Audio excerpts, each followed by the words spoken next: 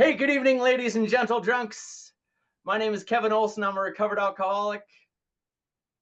I want to welcome you all to the fourth dimension. Big book study, that is. Thank you all for joining. Really glad to be here. There's no place I would rather be on a Tuesday night than here with you. I love to be here. I love our book. I love our program. I love God, and I'm happy to be here and to share all three of which with you. Actually, I was listening to someone talk about this just the other day. Now, he was a Jewish rabbi, and he was talking about the Torah. And what he said about the Torah is love of God and love of Torah and love of man are the same thing. You can't separate one from the other. And I thought, you know what? I like that a lot. Love of God, love of the big book, and love of our fellow alcoholics are one and the same. I think about that a lot. I think you can't separate one from the other. Love of God, love of the big book, and love of our fellow alcoholics, all the same thing, and very intertwined. Anyway, on that note, speaking of the fourth dimension, let's first of all kick off with the set aside prayer tonight, as we always do.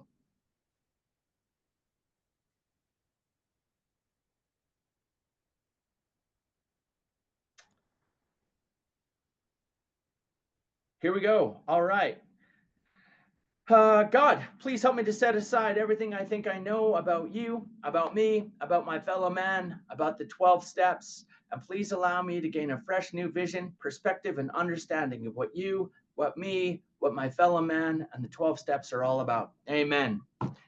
And as the namesake of this big book study is the fourth dimension big book study, I always like to read the two parts of our book that refer to the fourth dimension. So first of all, on page 8, Bill Wilson writes that I was soon to be catapulted into what I like to call the fourth dimension of existence.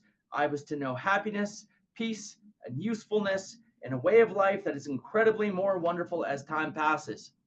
And then on page 25, Bill Wilson writes that we have found much of heaven and we have been rocketed into a fourth dimension of existence of which we had not even dreamed.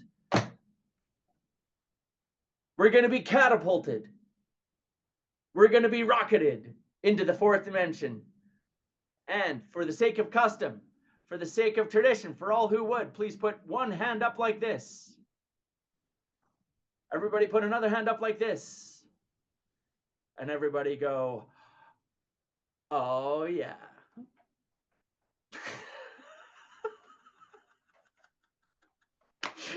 I never get tired of that. Oh, that's like my highlight of the week. Anyone listening on YouTube, the sad thing is anyone listening on YouTube has no idea what we're doing when we do that. So all they can do is hear. We're raising the roof. We're a Zoom room full of big book thumping, tough loving soldiers for God who are given the raised roof for our fellows. We love it. All right, guys. So you'll see I broke out my trusty whiteboard.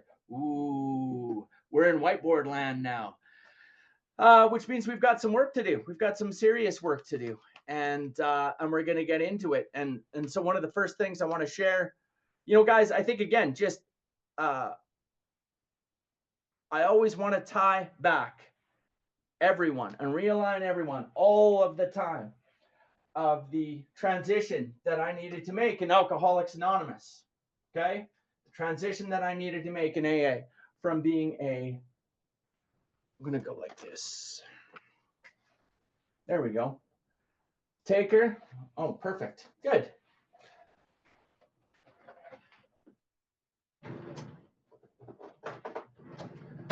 Don't worry, I've got a million of them. Transition I needed to make in AA from being a taker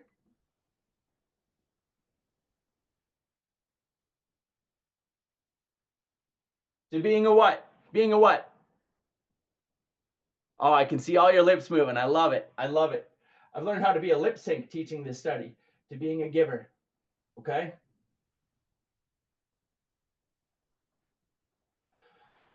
Our very lives as ex-problem drinkers, our lives as ex-problem drinkers depend on my constant thought of others and how I can help meet their needs.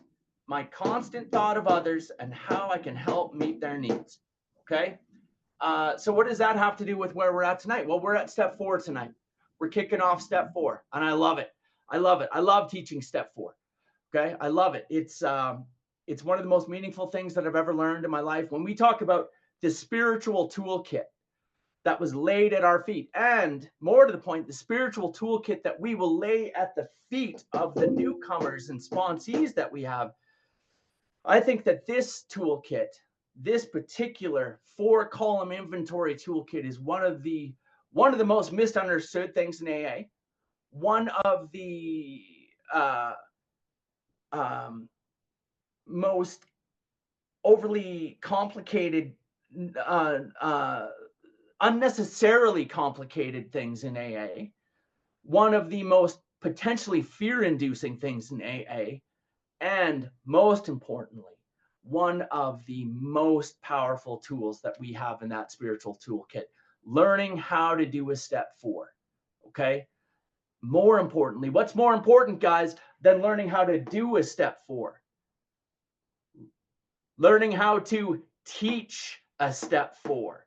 Learning how to do a step 4 with someone else. So why am I pointing this out? Because, guys, this is not just an hourly show that you get to log into and enjoy some entertainment for an hour. My hope for you guys is that you are genuinely taking what I'm going to be teaching you today and taking it out in the world, applying it in your own life, certainly. And we'll refer to this when we come to step 10 as well, in terms of our daily inventory. But most importantly, guys, what's meaningful to me is that you guys are going out in the world and finding sponsees of your own and taking them through step 4. Okay. And showing them this incredibly powerful tool and changing lives with this incredibly powerful tool. So I just want to, before we get into that, I want to just kind of remind everyone of a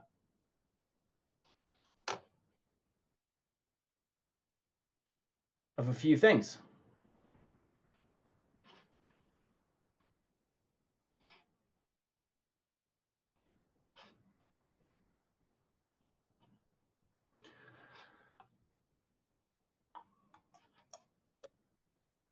Okay, can you guys see problem solution program of action? Can you see that on your screen right now? Is that what I'm sharing? Yes? Okay, perfect. So we've spent weeks and weeks going through the problem. We have learned what the solution is. We have agreed that there is a solution. We have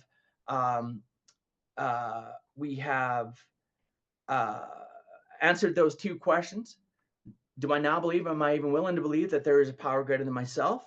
Okay. And do I believe that that power is more powerful than my alcoholism? If yes, I'm done step 2. Now moving into step 3. We did step 3 last week together. We talked about how we do that in our group, at Primary Purpose Group. We did the prayer. We do the prayer on our knees, and then we learned, guys, the kind of the anecdote that I love to share that kind of changed my understanding of step 3. There's 2 frogs sitting on a log, and one of the frogs jumps off the log. How many frogs are there on the log? 2 frogs.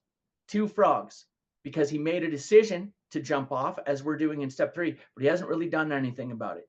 Guys, there is a definitive moment, a definitive, telltale, fail-safe way of understanding and knowing that my sponsees have done step 3, have completed step 3. Can anyone tell me? Anyone want to guess what it is? Richard, you want to guess? I hope it's not a guess. They start writing their 4th step. Booyah! That's it.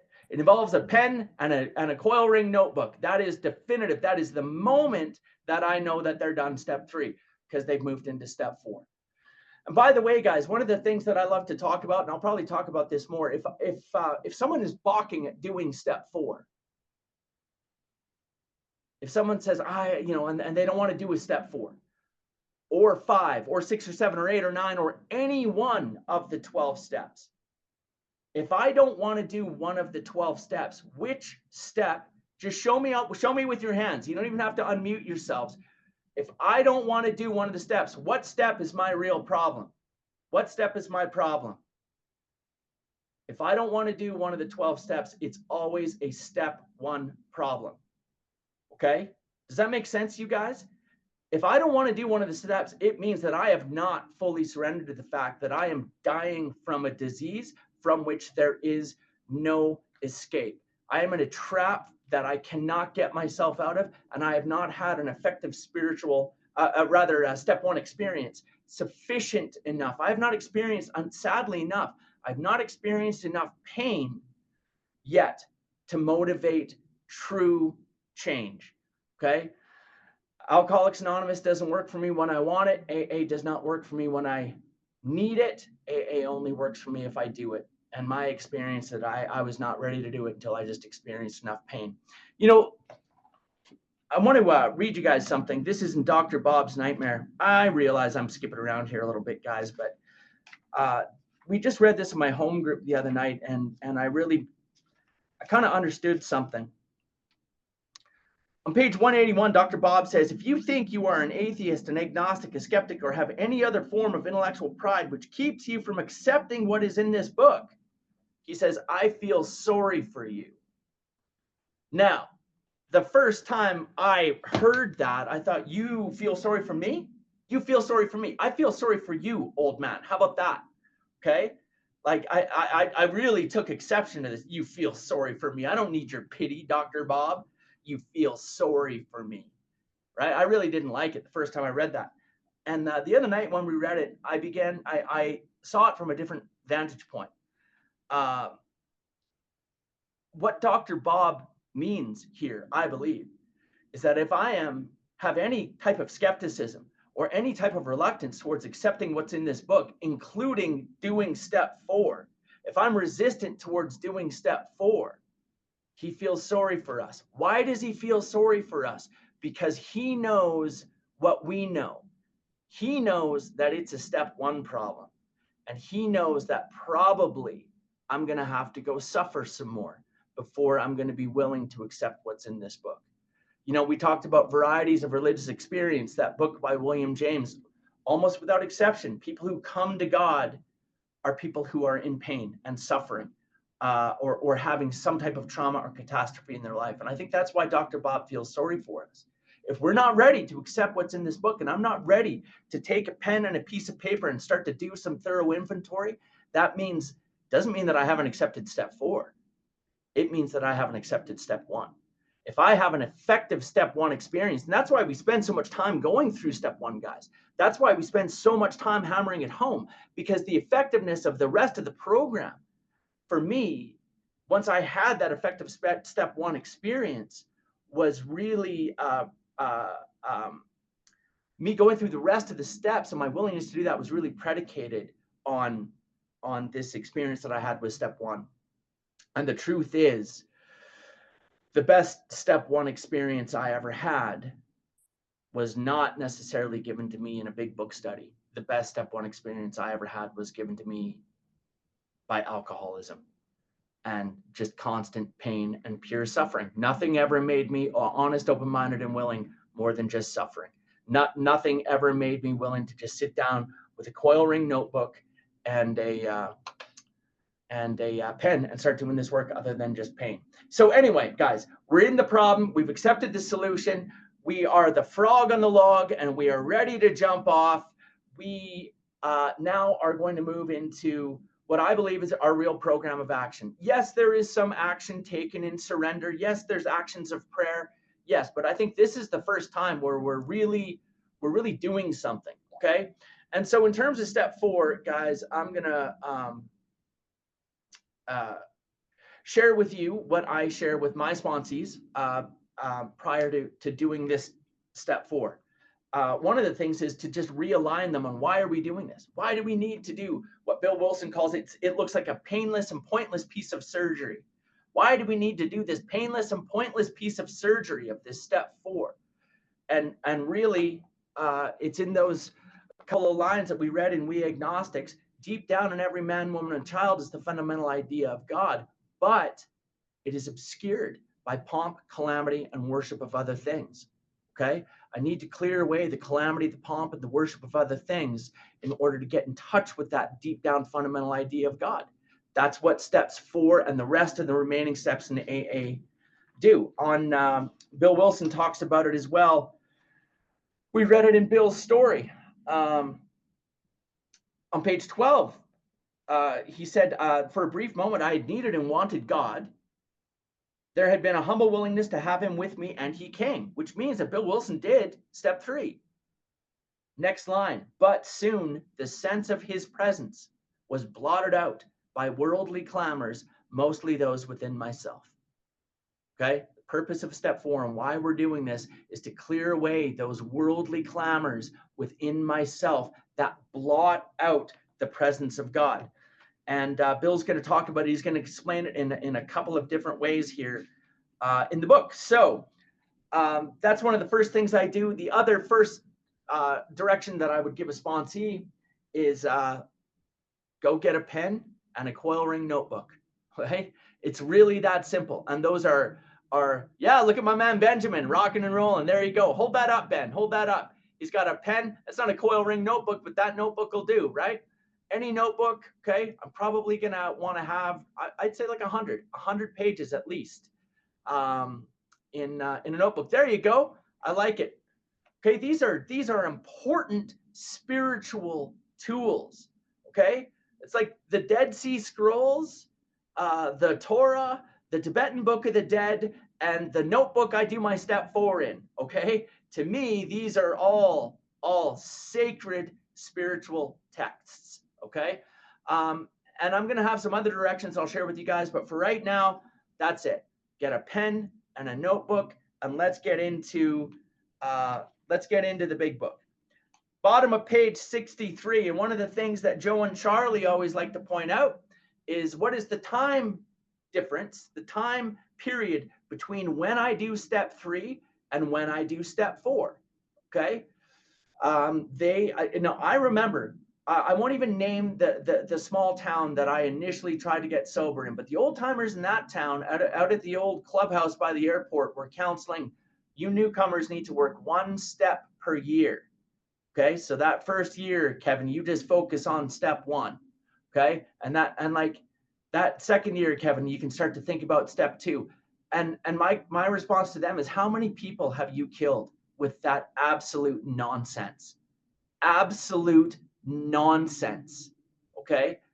And suffice to say, I did not stay sober in that town. I started going to AA meetings in that town when I was 17 years old, man. I wasn't even legally old enough to drink, but I needed to be in AA. Okay. And I spent the next 5 years bouncing in and out of Alcoholics Anonymous on a regular basis with a bunch of nonsense, with a bunch of meeting-based sobriety and a bunch of just chicken soup for the alcoholic, pop psychology, soul, mumbo jumbo nonsense that I heard in Alcoholics Anonymous meetings. And I remember definitively old timers saying, you just work 1 step per year. Okay. In reality, let's take a look at our book. Let's see what it says. What is the time differentiation between when I do step 3 and when I do step 4? And Brad, you're on the call.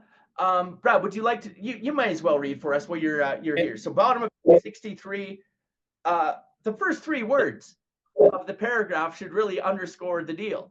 Next, we launched. Next, we launched. Okay. This does not say, oh, you take your time, newcomer. Don't worry too much about those steps. You just go to meetings, put the plug in the jug, and don't drink even if your ass falls off. Man, I drink if my ass doesn't fall off. I drink if my ass falls off. I drink because it's Tuesday afternoon. It doesn't matter. I drink. I'm an alcoholic. Okay? I need help. I need a program of action. I'm not a heavy drinker. I am a real alcoholic. I need spiritual action now, and I need it immediately. Next, we launched. Brad, over to you. Hey, everybody. I'm Brad Silito. I'm a recovered alcoholic. Hey, Brad. Next, we launched out on a course of vigorous action. The first step vigorous action. That means strength, life-giving action. All right, we're going to get into this, man. All right, Brad, back to you. The first step of which is a personal house cleaning, which many of us had never attempted. Though our decision was a vital and crucial step, it could have. Wait, Brad, wait. What Yeah. decision? What decision are they talking about? Third Step 3. Though our decision was a vital and crucial step, okay? Making the decision to jump off the log. Okay, I made the joke last week. If I'm in Calgary and I'm going to Las Vegas and I make a decision, I'm going to Las Vegas. I've made that decision. Okay, and I'll tell you what, I have made that decision. Next, I already have my tickets, my flights, everything booked for the State Line Conference next December in Las Vegas. I have made that decision. Am I in Las Vegas? No, I've made that decision. It's a vital and crucial step. Can't do anything without it. But Brad, back to you. But it could have little permanent effect unless at once followed by a strenuous effort to face and be rid of the things in ourselves which had been blocking us. Okay, hang on, Brad. You guys bear with me because I could talk for an hour on that one line. Okay, there is so much important baked into that one line. First of all, permanent effect. Permanent effect. I'll tell you what, brothers and sisters, by the time I came back to AA after relapsing in and out of here for years on end, I was looking for permanent effect. Okay, I was tired of flailing. I was tired of being a donkey. I was tired of being a punchline at my AA home group. I felt I was tired of taking 30-day newcomer tags. I was tired of hurting my family and destroying everything I ever loved and losing jobs. I'm looking for permanent effect. Okay, this deal is not about just coming and just flipping a switch and getting God. There is work to be done, but that work results in permanent effect. Okay, that we can have, that I have had through God's grace in the program of Alcoholics Anonymous and strong sponsorship for the last 16 years. That's as permanent a thing as I've ever known. It's the most permanent thing I think I've ever had in my life, is the 16 years of sobriety that I've had in Alcoholics Anonymous. Okay, now it says unless at once followed. What does that mean? Immediately, at once followed by a strenuous effort to face and be rid of the things in ourselves which had been blocking us. Blocking us from what, guys? Blocking us from what? G to the OD, baby. Blocking us from the G-dizzle, the G-bomb, as Danelle likes to say. Okay? G-bomb. All right? The things in ourselves, those worldly clamors, the pomp, calamity, and worship of other things that are blocking me from this power. Brad, back to you. Our liquor was but a symptom, so we had to get down to causes and conditions. Therefore, we started upon a personal inventory. This was step 4. A business which takes no regular inventory usually goes broke. Taking a commercial inventory is a fact-finding and a fact-facing process. It is an effort to discover the truth about the stock in trade. One object is to disclose damaged or unsaleable goods, to get rid of them promptly and without regret. If the owner of the business is to be successful, he cannot fool himself about values. Okay, so just out of curiosity, anyone here, just quick hand up, anyone here ever been part of a commercial or a business inventory of some kind? This is the analogy that Bill's making. Andy, I'm going to ask you to unmute yourselves. Don't worry, I'm going to ask you some questions. I promise you will know the answer. Tell me about your commercial business inventory. Tell me about what you did. Okay, back in the day in running a restaurant, food inventory and liquor inventory. And tell me about that process. What would you do? Count it all. Count it all and see what's there. And why would you do that? Well, there's lots of reasons, but we don't want to lose money. We don't want to lose money. We can't fool ourselves about values. You wanted to see what you needed more of, and you needed to see, yeah, maybe we need less of this other stuff. Sure. The bottom line is we need to see what's there, and we need to take stock honestly of what we have, what we need more of, what is selling well, what is unsaleable. would it ever be the case that you would have alcohol that had just gone bad? Maybe the alcohol, the wine had turned to vinegar. Not if it was around you, it wouldn't have a chance to. I know, but No. okay, but you can imagine a scenario where it did, where something would go bad. Of course, And all the time. we just need to get rid of it. We just need to get rid of it promptly and without regret. Okay. And so this is the analogy that Bill Wilson is making. We need to do essentially the same thing with our lives. And when he says many of us have never attempted that, man, is that an understatement? Like, I don't know of anyone who ever came to AA that said, you know, I was just thinking of taking a deep personal inventory before I came to Alcoholics Anonymous. I'm really glad you mentioned that. Okay. No, what Bill Wilson says in step 4 in the 12 and 12 is that instincts on rampage, which is me, instincts on rampage balk at investigation. Okay. Instincts on rampage don't want to be looked at. And I didn't want to look at it either. Many of us have never attempted this, but this is what we have to get into. Okay. So another great analogy that I like to use that was given to me by my first sponsor about what we're doing in a step 4, he used the analogy of a dryer on a spin cycle with clothes in it. Okay. And you can imagine looking in that window of the spin cycle and your head's just spinning around, looking in there, trying to see what's in there. Okay. And what we're going to do in step 4 is we're going to open that up and we're going to take it all out and we're going to lay it all out and see what's really there for us. Okay. In our lives and in our minds. And we're going to see what's still in style and we're going to see what we need to get rid of. And then in step 5, what we're really going to do is invite someone else to come and take a look at what needs to be kept and what we need to get rid of. Does that make sense, you guys? Okay, so back to you, Brad. Let's read this next paragraph and then we'll get into it a little bit. If the owner of the business is to be successful, he cannot fool himself about values. We did exactly the same thing with our lives. We took stock honestly. First, we searched out the flaws in our makeup, which caused our failure.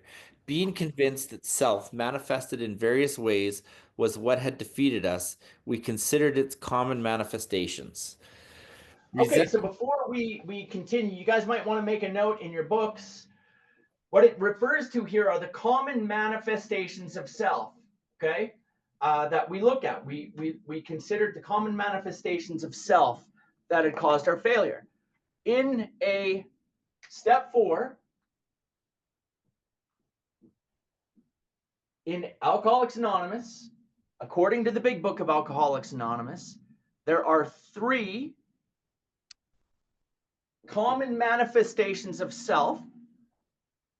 I'll let you guys write that down. It's hard on this whiteboard here. I'll try. Common manifestations of self. There are 3 that we look at. 3 common manifestations of self that we look at in a step 4, according to the Big Book of Alcoholics Anonymous. Okay. One of the things that I'll say here, guys, is that there are a lot of different kinds of inventories that a person can do, but there is only one step 4. There's only one step 4. Step 4 is written in a book, and that book is called Alcoholics Anonymous. Anything else is inventory, certainly, but there's only one step 4, and that's what we're going to go through in detail in the Big Book of Alcoholics Anonymous. And I'm going to try to share with you guys some of the things that I've learned in my own step 4s and some of the things that I've learned taking many, like hundreds of people through step 4s over these many years. And I'll share those with you. And that's my goal. So when we talk about the 3 common manifestations of self that we look at, the first one is resentment. Resentment. We'll talk more about that here in just a moment. The next is fear. We will do a fear inventory. And lastly, we will do an inventory on our sex conduct. Okay? The 3 common manifestations of self that we look at in a step 4, according to the Big Book of Alcoholics Anonymous, are resentment, fear, and sex conduct. The reason that I mention this right out of the gate is so that when we do a 4-column inventory on resentment and we get to the end of that, my sponsee isn't under the mistaken impression that we are finished step 4, okay? Because they're sometimes very upset when they get to the end of resentment and think, oh my God, I'm not finished. I'm 1/3 of the way done. Now we got a long way to go yet. Okay. We still have to get through fears. We've got to get through sex conduct. So I like to outline that right from the jump. Okay. And tonight we're going to we're going to get started on resentments. We're not going to finish resentments tonight. Not at all. But as we go, I will share with you my experience and my understanding of why we look at these 3 things in particular. I have talked to some of the best AA historians that I've ever talked to, and one of them is on the Zoom meeting right now. Rob is a great AA historian, and I've talked to a few of them. Some people consider me to be a bit of a historian, but these guys are much better than me. The one thing that I have never met anyone who can explain to me definitively, without question, is where did this come from? Resentment, fear, and sex conduct. How did those 3 things specifically become chosen as the things that we speak about in the Big Book? You can see evidence of it in some of Emmett Fox's writing, certainly. When he talks about resentment and when he talks about fear. I think that there was some influence from the Catholic priests that Bill was working with at the time, Father Ed Dowling, Father Sam Schumacher, probably maybe Sister Ignatia had something to do with it. I don't know. What I do know is this: it absolutely works. It absolutely works like a charm, and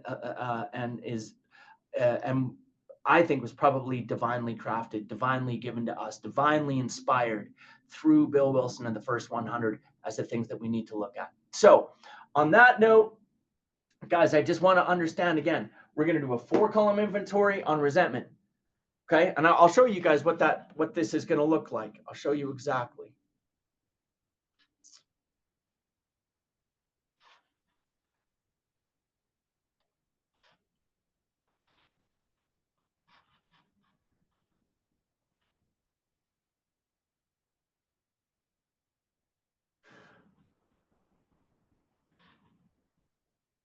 Okay, this is exactly what it's going to look like. This is exactly how we're going to set it up.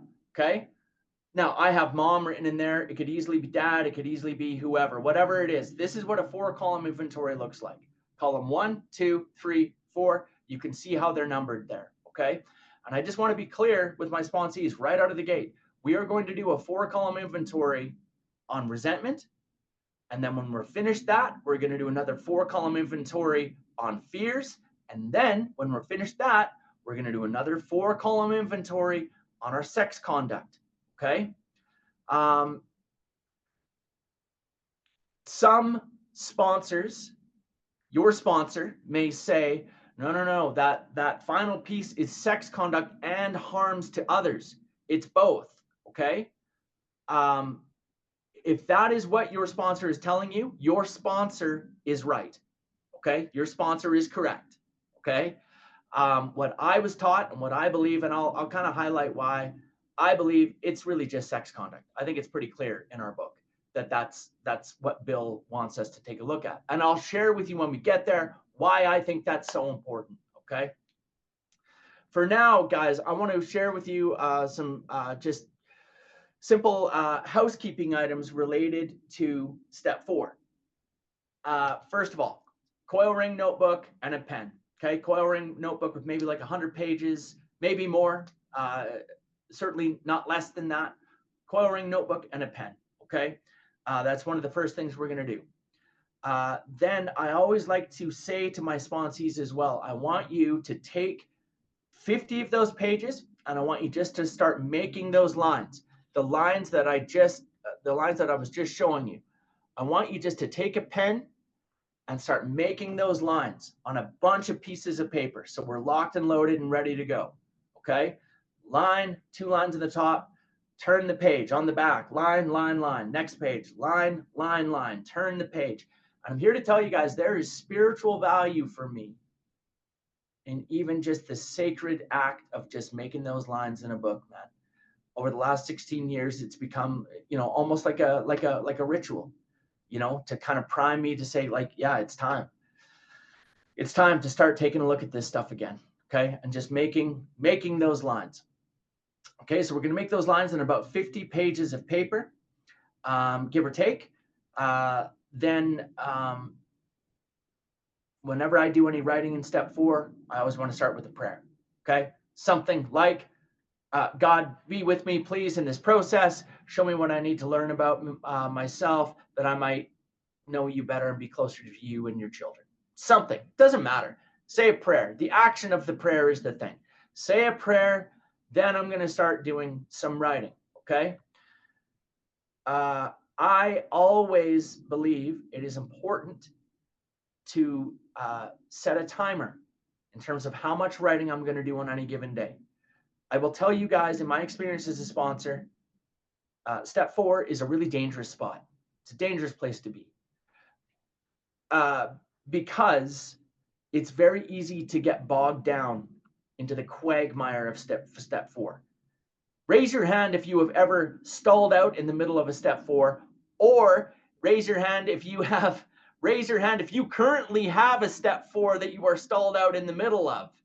Okay. I know some of you, I guarantee it, man. I guarantee it. Okay. I want you guys to know that in my experience, that is probably one of the most dangerous places that an alcoholic can be. Okay. For a couple of reasons. One is we've already started to root out some of the ugliness. Okay. And now it's on the surface. But the other reason is, if I'm not doing my step 4 and I know I'm supposed to be doing my step 4, next thing you know, man, who do I not want to talk to anymore? My sponsor. I don't want to talk to my sponsor, man, because I'm going to talk to my sponsor and he's going to remind me about that step 4 that I'm not doing. And I know that I'm supposed to be doing it. So now I'm disconnected from my sponsor. And this is how it happens. Then where am I going to see my sponsor? At my home group. So guess where I don't want to go anymore? And now I'm a dead man. Now, do you see how it happens? It's not the one thing, man. It's a slow erosion. If I get stalled out in the middle of a step 4, everything can unravel real quick. So how do we prevent that? My experience, I'm big on timers. Anyone who knows me, man, primary purpose group. We read the book for 10 minutes. We speak for 3 minutes. We do birthdays. It's 1 minute. Okay. And that's what I've been taught. And so when I do writing in a step 4, I do it for 10 minutes. And I have my sponsees. I've got a couple of them on the call right now. One of them he's in the middle of this process right now. Just set a timer for 10 minutes. Don't tell me you can't write for 10 minutes. Think of all the other 10 minutes that we'll waste in a day.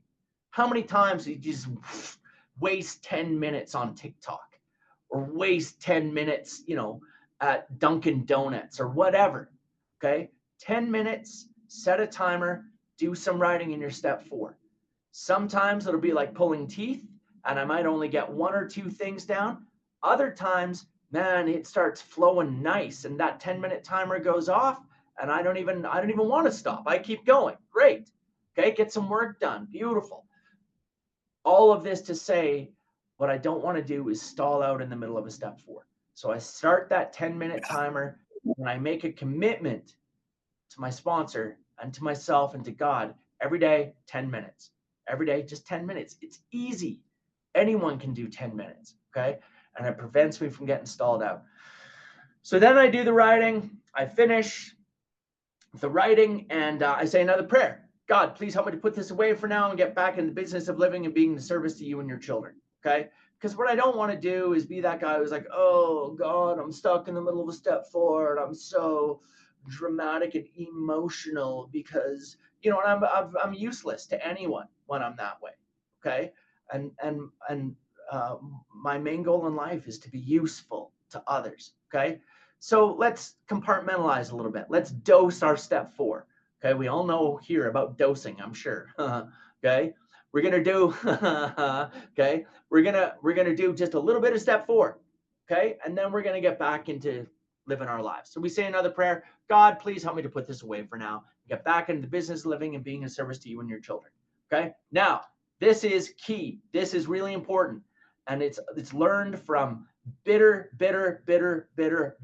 painful experience in my life. Okay, when I am done with that step 4, doing the writing for that day, it is essential that I put that step 4 away in some type of safe, secure spot that I call it your step 4 spot. Okay, why? Because I literally have friends who have gone through divorces that have harmed their families, harmed their children, cost hundreds of thousands of dollars because they idiotically left their step 4 on the damn coffee table in the living room for their wife to find. Okay, or vice versa. Okay, we can cause so much harm to others and so much harm to ourselves by having a step 4. I'll have guys in treatment centers that they just leave their step 4. Like, do you know how much damage could occur in your life if some sick person in a treatment center got a hold of your step 4 and started to post your stuff on social media? Do you know how badly things could go? And let me tell you what happened to me. When I was in the middle of my first step 4, this was in 2001. I was applying for jobs and working on step 4 at the same time. And I went to the city of Calgary to go apply for a job. And in 2001, there was no internet. So they had a big bulletin board. You would go to this bulletin board, you would take down a little card, and then you would fill out the card with the job, and you would attach your resume, and then you would put that whole thing into this little wooden box for all the jobs at the city of Calgary, this little kiosk, this little wooden thing. So that's what I did. I went down to the city of Calgary. I had my little backpack where I had my resumes and my step 4 that I was working on at the same time. Went to the city of Calgary, grabbed the bulletin card, filled it out, attached my resume, put it into that little wooden box. Great. Head off across downtown to go apply for another job, open up my backpack and realize that my step 4 was gone. Because what I had done was took that little board off the card, attached, filled out the whole thing with my name, address, phone number, employers, all that stuff, my resume, and my step 4, and took the whole thing and put it down into that little wooden box at the city of Calgary. Okay. And I think it's safe to say I did not get a call back for a job. Okay. So what I learned from that was that step 4 is a sacred spiritual document and needs to be treated that way. And we need to make sure that we're putting it in a safe space so that no one's going to find it. And the other thing that's nice is if I know I'm putting it away in the same spot all the time, I'm not going to be out there in the world and suddenly panic because I can't remember where my step 4 is. I know where it is because I've made a discipline of putting that sacred spiritual document back in a safe spot. Okay. So that's just some basic housekeeping that I always like to share about step 4. I share that with all my sponsees, and I always share it during this big book study. And I hope you will take that to heart and find some value from that. Okay. So now let's get into page 64. Brad, resentment is the #1 offender. And guys, I'm going to say we started a little bit late tonight, so I'm going to indulge. We're going to go to probably about another 20 minutes. So we're going to go to 10 after the hour because we started late. But if you need to drop off earlier, I promise I will either not have hurt feelings, or if I do, I will just do step 4 inventory on you. Okay. So no worries either way. All right. Okay, back to you, Brad. Page 64. Resentment is the #1 offender. It destroys more alcoholics than anything else. From it stem all forms of spiritual disease, for we have been not only mentally and physically ill, we have been spiritually sick. When the spiritual malady is overcome, we straighten out mentally and physically. Okay, let's stop right there. So #1, let's talk about what resentment means. Okay, resentment, most of you probably know, it's like it's anger, but it's anger that I'm feeling from the past. Okay, I believe it comes from Latin resentire, and it just means re-felt, re-feeling anger. Okay. So if I'm mad at you today, that's anger. If next week I'm still ruminating about how I'm mad at you, that's resentment. Okay. And you know, I remember when I first got into treatment. I mean, this was the level of self-honesty that I had. I did not think I had any resentments. I thought I was a pretty easygoing bohemian guy. You know, I remember being in the treatment center and they said, Kevin, do you want to share? And I said, well, you know, I don't really hold on to things. I tend to let things go. I don't really have a lot of resentments, but I can see why this would be good for you guys for sure. And, you know, thanks for my time to share. I wish everyone another 24, you know.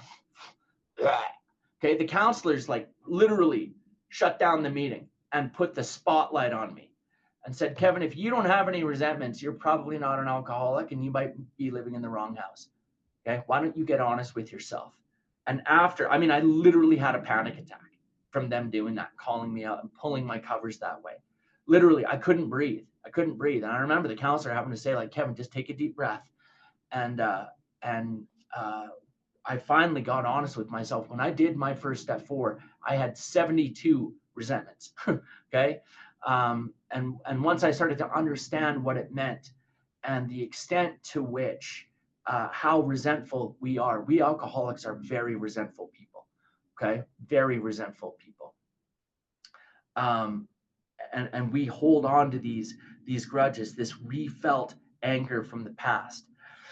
And so the next line, here, guys, is in dealing with resentments, we set them on paper. We listed people, institutions, or principles with whom we were angry. Okay, that's what we're going to do. We listed people, institutions, or principles with whom we are angry. That is column 1. Step 4, column 1. We listed people, institutions, or principles with whom we are angry. This is step 4, resentment, column 1. Okay. And so I'm going to utilize my trusty whiteboard again. I just want you guys to imagine this is a coil ring notebook. Okay. I'm making 1 line in the center, 2 lines in the top. You guys see that? Very good. Column 1, column 2, column 3, column 4. Column 1, and only column 1 for now. This is all we are doing right now. It's column 1. The direction is we listed people, institutions, or principles with whom we are angry. Guys, this is key because sponsees get this wrong all the time. Either you will get it wrong or your sponsees will get it wrong. So it's important to indicate it right away. We're only doing 1 resentment per page. Okay.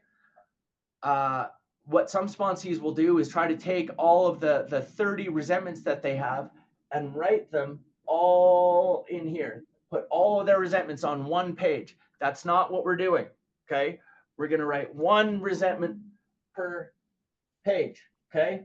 So page number 1, I might write mom. Okay. And then I don't have anything against my mom. It's for the most part, guys, invariably when you do, and Rob, I see your hand up. Just give me 1 moment. Invariably, when you work with sponsees, and it's a sad state of, it's just a fact of life. 98% of the time, when you have a sponsee, their first primary resentment is going to be either mom or dad. Okay. And again, this is the second page. So we write mom, page number 1, turn the page, next page, dad. Then invariably in the top 3 will be some ex boyfriend, ex-girlfriend. Okay. And we probably want to put their real name.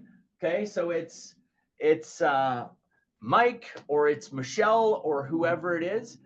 And that's what I needed to do. And I just start listing these names. Now, this is why I want to have those lines already drawn out on all these pages, because once I open that floodgate of resentments, I promise you guys, they're going to start spilling out.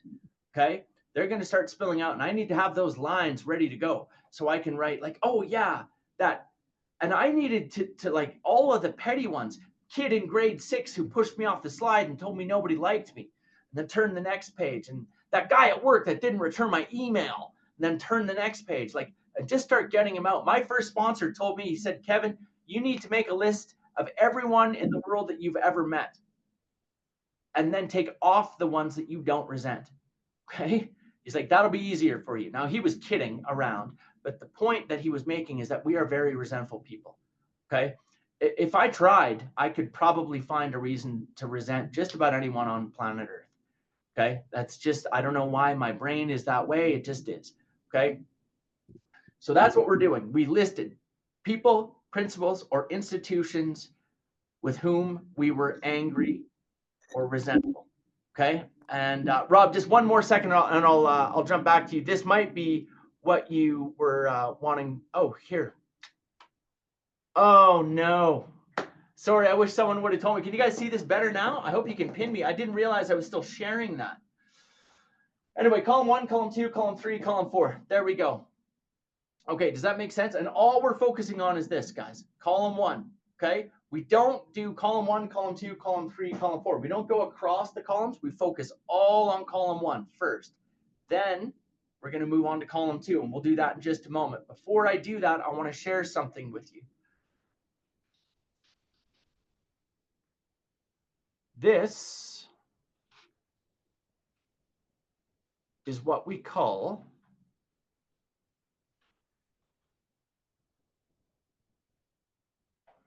the resentment inventory prompt sheet. Okay.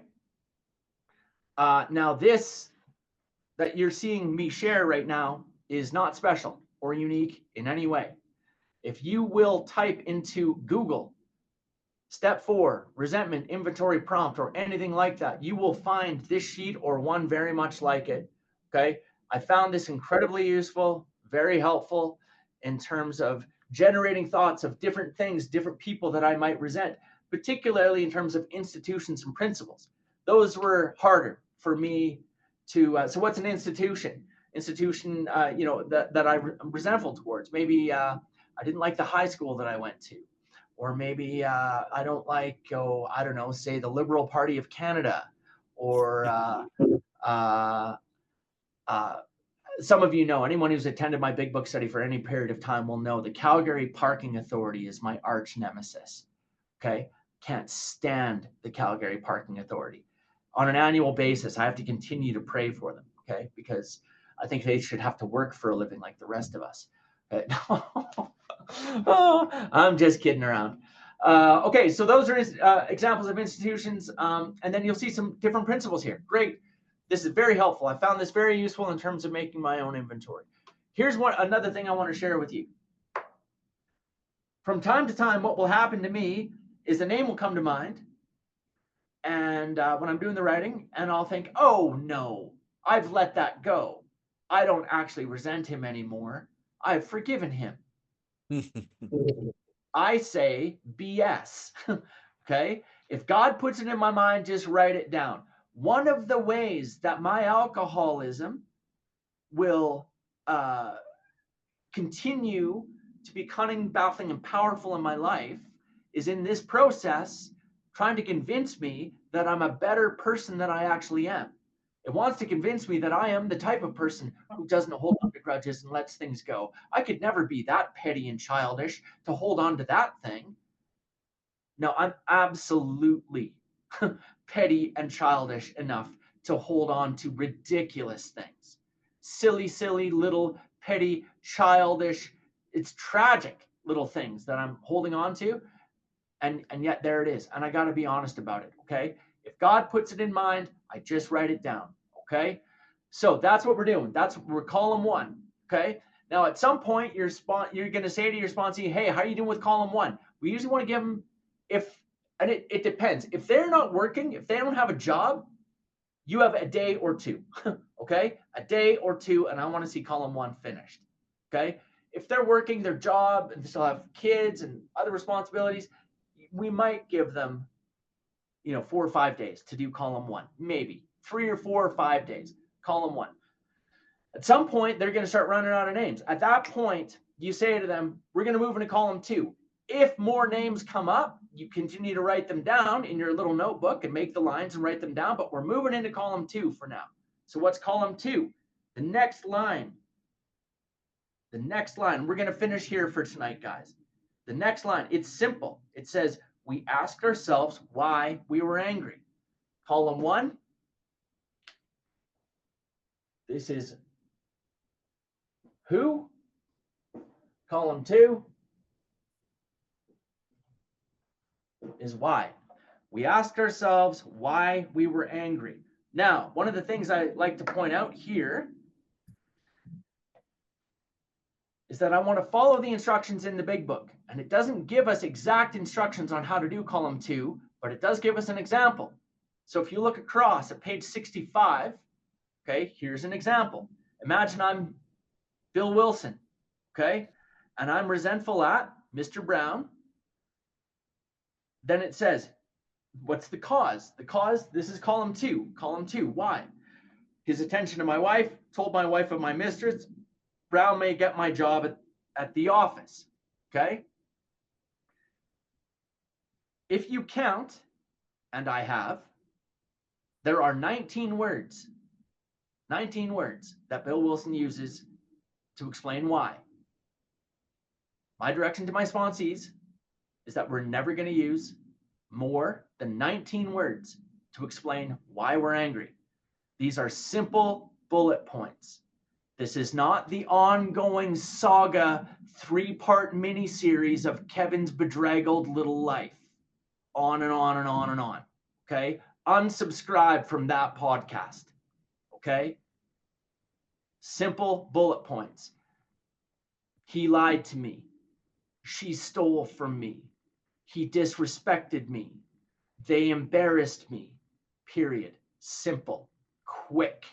Let's keep moving. When we're going through hell, baby, don't slow down. Okay? Keep moving through hell, and we'll get to the other side, I promise. Okay? I heard a great line the other day. Frank Zappa. Anybody here? Any music fans here? Anybody who know who Frank Zappa is? I mean, we hear things in the strangest places if we're listening, right? Frank Zappa said, what's the secret to making it in the music business? And I just love this, guys, and it has everything to do with AA. He said, number 1, don't stop. Number 2, keep going. Okay? I love that. That's AA, man. You want to know the secret to AA? That's it. Number 1, don't stop. Number 2, keep going. Don't keep coming back. Keep going. Keep going. Don't stop. Keep going. Okay? Column 2, bullet points, no more than 19 words, quick little lines. Okay? Quick little lines. And that's in column 2. Oh, what do you know? The 10-minute timer goes off. We're done the writing for the night. We say a prayer. God, please help me to put this stuff away and get back into the business of living and being of service to you and your children. And then, guys, where do I put the step 4? In my safe step 4 spot, right? I don't leave it on the coffee table. Okay, my suggestion is like between the mattresses on the bed or something like that. Okay, I know guys that put it like in an actual safe with a code that no one else has but them. Like, okay, great, love it, perfect. I had a sponsee that thought his safe space was in the back of his pickup truck, the back seat of his pickup truck, the pickup truck that he shared with his girlfriend. Okay, that is not a safe space for his step 4, and he found out the hard way. Okay, and it's brutal. It's brutal when it happens. So check yourself before you wreck yourself, my friends. Okay. Now, guys, I want to circle back to one of, in my mind, one of the most important parts in our whole book. And it's very, very important and powerful and essential that I understand this. We're on page 64. And what it says here, guys, is that when the spiritual malady is overcome, we straighten out mentally and physically. Okay?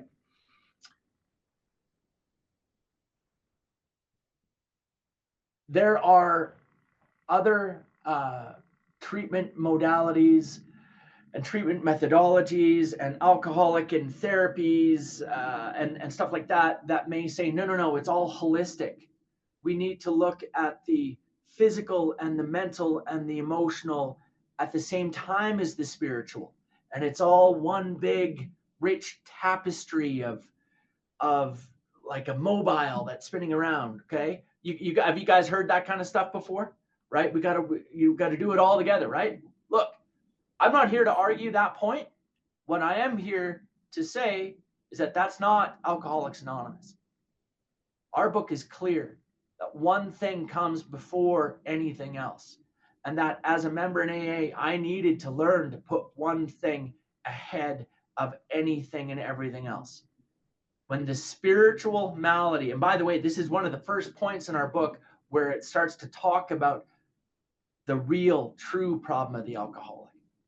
The restlessness, irritability, and discontent here is being referred to as the spiritual malady, malady being just a fancy French word for sickness. The sickness, when the spiritual sickness is overcome, which is to say, when I focus on spirituality first, then I straighten out mentally and physically. And I'm here to tell you, brothers and sisters, I also straighten out financially and I straighten out with family relationships and I straighten out in every other way that there is when I focus on healing the spiritual malady first. Now, you may say to me, Kevin, what about mental illness? Kevin, what about, it says those who suffer from grave emotional mental disorders, though, Kevin, what about them? Man, I'm one of them, okay? I'm one of them. I'm with you, 100%. But I think it's important, insofar as we can, if we have someone who's suffering from mental illness, take them through the 12 steps first, help them to have a spiritual awakening, and then see what else is left that we need to work on. Not the other way around. I tried to do it the other way around. Hey, just get me a gym pass and a new job and a therapist, and then I'll worry about AA later. Okay?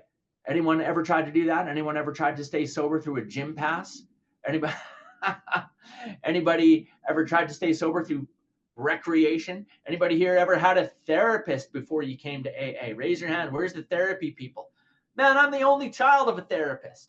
Okay, I had a therapist on retainer since I was 2 years old. Okay, I'm here to tell you, for me, therapy was not the answer. Okay, you know, and a lot of my therapists ended up on column 1, frankly. Okay, that's real. Okay, that's what it really was. The line, guys, that's so essential and important to me, and I think really is one of the cornerstone lines in our book. When the spiritual malady is overcome, then I straighten out mentally, then I straighten out physically, not the other way around. Okay? You guys with me on that? So important, man. So important. And then, like, I'm not saying neglect the mental. I'm not saying neglect the physical. Far from it, man. I'm going to go to the gym tonight. Okay? What I am saying is that it only works. That stuff is good only in addition to, not instead of. Not even at the same time as. I have to put AA and recovery as the central fact of my life. Brothers and sisters, I live in AA. I live in AA and I visit the world. When I live in AA and I visit the world is an awesome place and I fit right in. My problem is that I try to live in the world and visit AA. Okay? And when I try to live in the world and visit AA, things don't go very well. All right? So that's it for tonight, guys. I appreciate you all. I love you all very much. And I look forward to continuing this journey in step 4 next week. Tonight took a lot of time because we had some housekeeping stuff that we had to get through. But next week we'll really continue to get into it. There was a couple questions. Shiva had his hand up. Yeah,